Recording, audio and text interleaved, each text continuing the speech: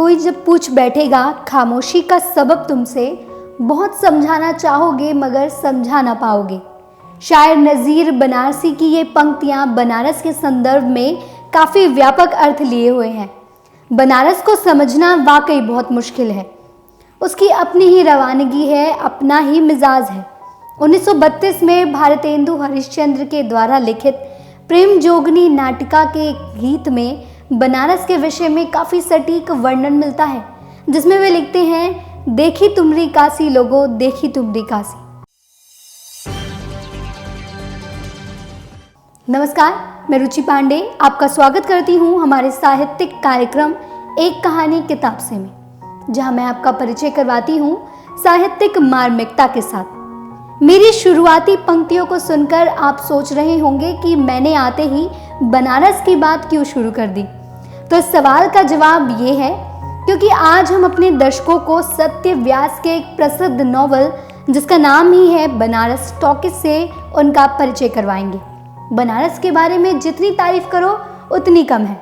कई अपवादों और आलोचनाओं के बाद भी बनारस घाटों का सुंदर शहर, ज्ञान और ज्ञानियों का शहर, मंदिर और सुकून का शहर कहलाता है। इस कहानी की ओर ध्यान दें तो ये कहानी बनारस हिंदू विश्वविद्यालय में स्थित हॉस्टल में रहने वाले कुछ छात्रों की है।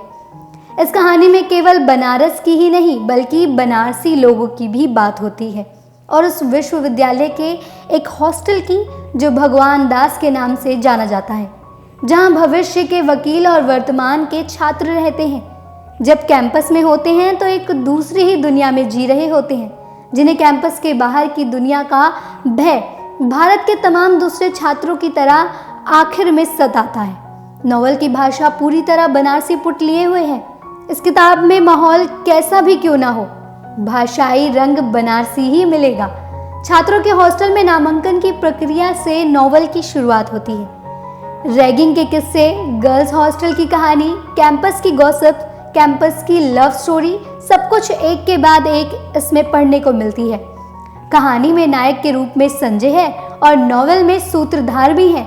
शिखा उसकी गर्लफ्रेंड है और इस नॉवल की एक प्रमुख पात्र भी है।